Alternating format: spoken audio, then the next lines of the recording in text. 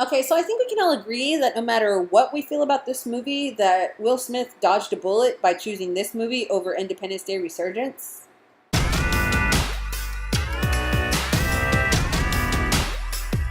Yeah, so let me go ahead and state the obvious. I'm not in Tallahassee. I'm not in my bedroom. I'm actually in my sister's place in South Florida.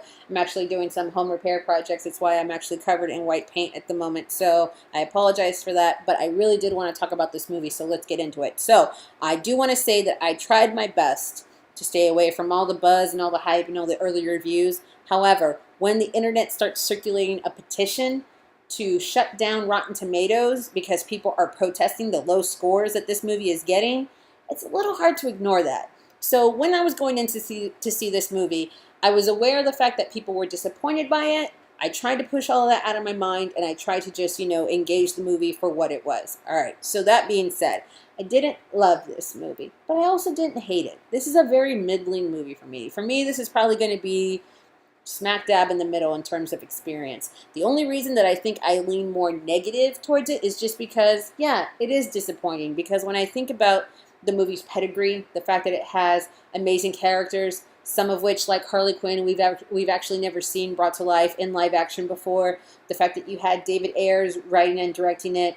The fact that those trailers were amazing, one right after the other, getting us hyped, getting us so excited to see a movie that was promised to be, the breakout star of 2016, and it didn't happen. It's a little disappointing. I really, really liked these characters. I really, really liked the actors, the performances. I think Will Smith is a fantastic Deadshot. I can honestly say I've never seen him in this kind of role, and I really, really did appreciate that about him. Margot Robbie is Harley Quinn brought to life. I love her. Jared Leto, listen, from what I saw in this movie, I really did dig your Joker. I really, really did.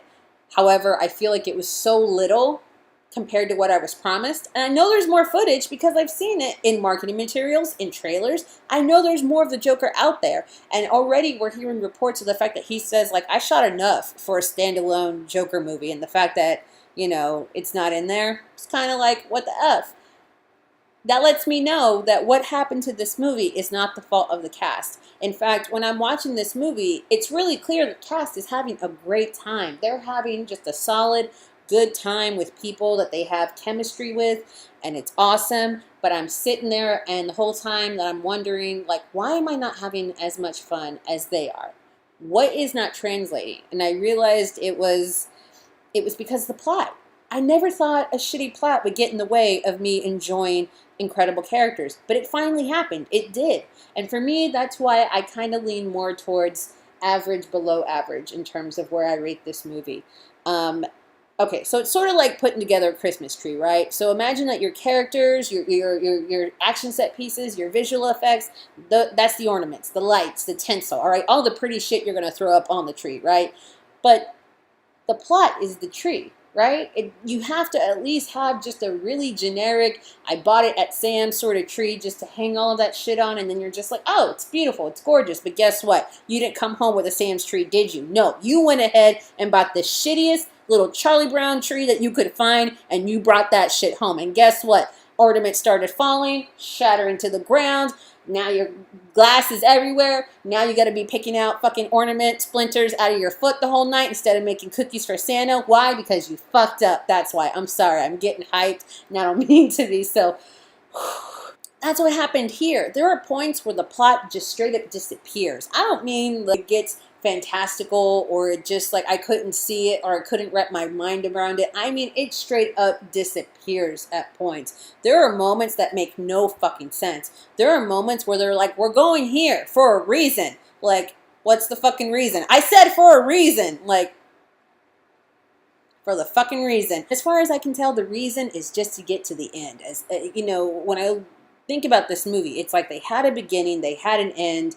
How they actually managed to connect the two, I don't know. Whatever.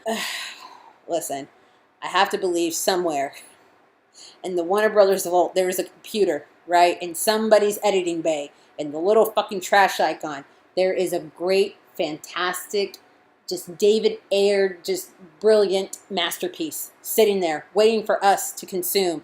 Inevitably, we'll get the 3-hour director's cut probably a few months down the line, and we're all going to be sitting here like, oh, why the hell did we not get this? But until then, we're going to be having this, which, again, filled with great performances, great characters. If you can actually stand to ignore what the hell is actually happening in order to enjoy them, enjoy how they look, how they sound, the things that they say and do, then you know what? You're probably going to like this movie. If you're like me, though, and you feel like all those great little character moments that you really, really love to latch onto, I feel like I already saw it all in the trailers. For me, this movie didn't really have a whole lot in the way of surprises, of those little, bits of joy and happiness that I get to latch onto and say, yeah, but that was really cool, and who cares if the plot was shit? Like, no, apparently having a shitty plot can actually come at the cost of the characters, and that's really, really disappointing. Yeah, so let me know what you think. Like, comment below, subscribe, do whatever it is that you feel the need to do, and I will talk to you guys later. Okay, love you, bye!